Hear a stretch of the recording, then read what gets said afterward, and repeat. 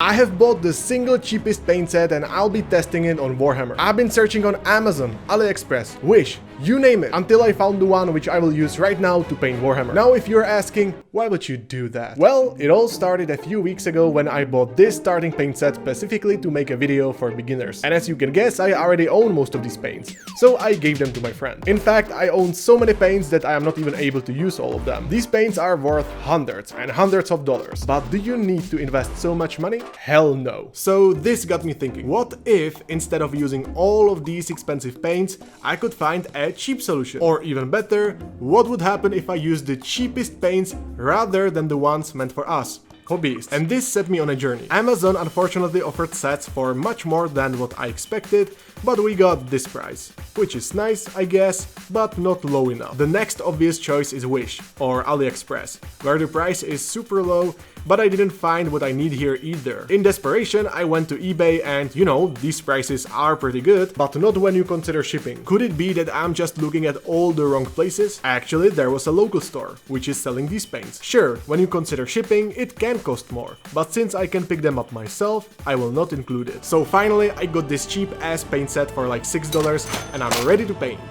Right? No. You see, shortly after I ordered this paint set, I have visited my favorite shop for everything, honestly, and there is so much stuff you can buy for Warhammer. You can buy here cheap nail clippers for spruce, makeup brushes for dry brushing, but I never thought that I'm gonna get here some actual paints, and these were actually $50 cheaper. The only problem is they are not acrylic. I mean, you can use oils instead of acrylics, but watercolor?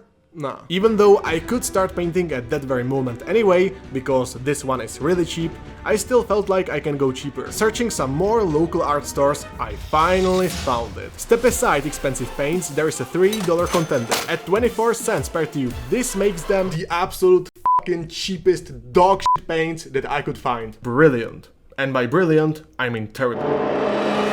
Maybe you can tell by what I just said that I don't expect much, but we'll see.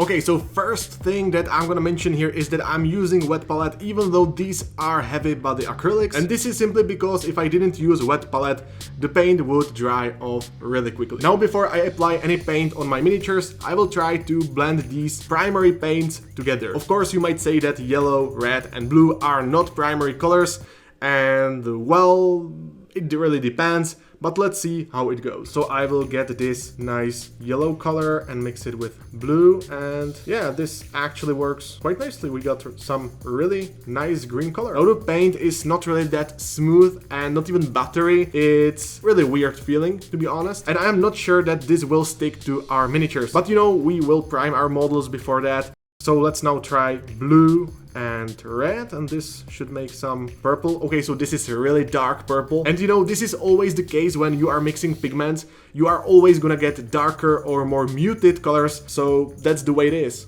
Now I will try to take these Chimera Colors paints, and these should be awesome because the pigment here is really pure, and because of that, when I mix these, the resulting color should be much more pure and more intense and saturated. Now surprisingly enough, these Chimera Colors seem more muted by themselves than these, so let's mix them together and we will see how it goes.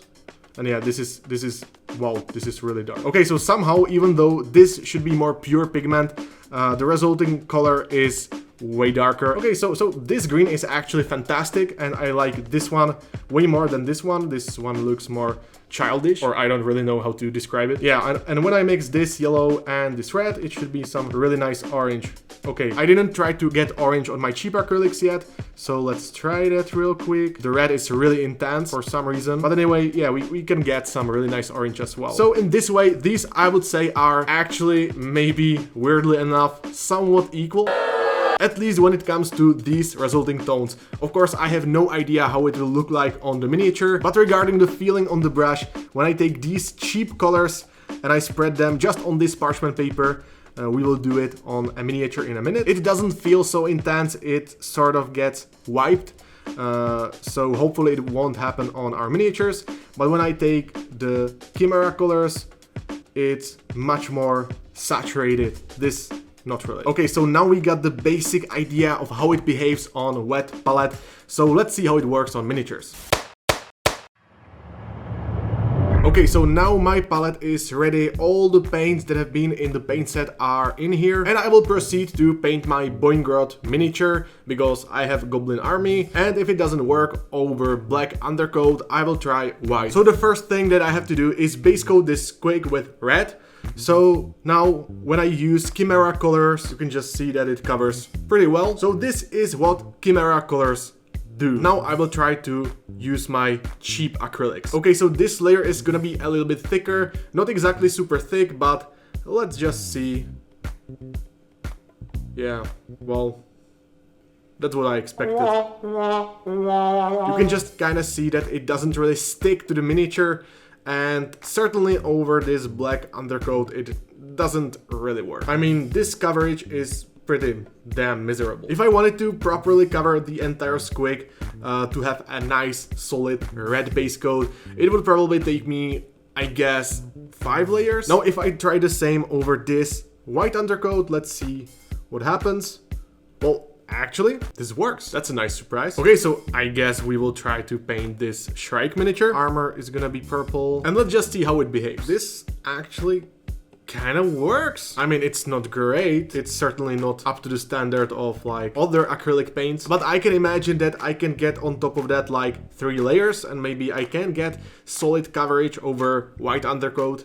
Now I really want to see it dry and just see if I can cover it and get a nice, solid, consistent base coat. So let me just finish this leg and we will try to put on top of it like 2 additional layers or so. The Shrike is currently drying. I already applied like 2 layers, and honestly it's really hard to get proper coverage, but I still want to see if I can manage to cover this squig with this red. Let's just continue. I will apply really thick layers and we will see where it goes, if it actually manages to stick to the miniature.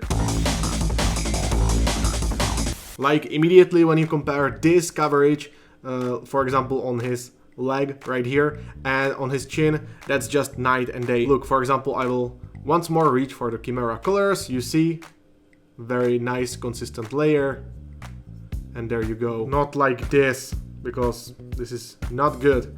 I mean, maybe if I apply multiple thick, dense layers, maybe it can work. When I go back to Shrike, you can see that I covered his left leg too. And unfortunately, these are not the cheap paints. This is Citadel Genestealer Purple, and this is 3 layers of our cheap mix. And mind you, this was just 1 layer, and we got really similar coverage. I would perhaps even say that this is a much more consistent layer than this, and this is just 1 layer.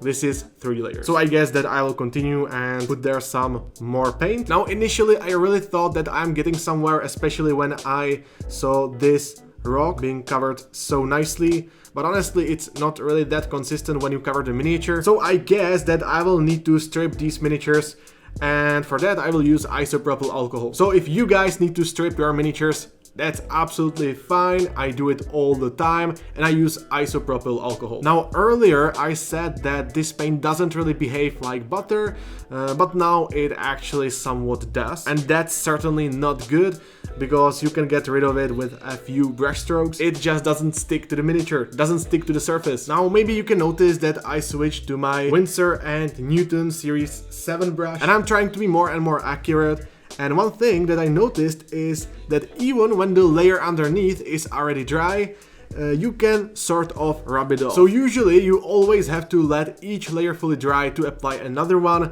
but in this case it doesn't really work. So even when the layer appears to be dry, it can sort of turn, and that just isn't really good. So I'm trying to apply the paint in a sort of stippling manner. I also tried to lick my brush when I was painting with these paints and I almost died, so don't do that. So while we wait for Shrike to fully dry so we can blackline his leg, let's look at what happened with this squig. I am fairly confident that if I took my time and just applied more and more thick layers on this squig, I would get probably somewhere. Chances are that I would also obscure all the little details and recesses, which is definitely not good. It just ruins the crispness of your paint job. But even so, that would take us like, I guess, 10 layers. Initially, I thought that I'm gonna try something like non-metallic metal or wet blending, but clearly you can see that it wouldn't really work. Additionally, I tried some black lining and edge highlighting, but all I got is this messy, matte garbage. Even though I wanted to paint a whole miniature like this, these two will need to be stripped. So, is this a good and cheap solution to paint your miniatures? Definitely not. Turns out, buying dedicated hobby paints will make your life so much easier. But of course, these are not the only hobby products that will make your life easier. I have actually made a video where I talk about useful products that I wish I had when I started with Warhammer. So be sure to check it out. And as always, see you in the next one. Bye.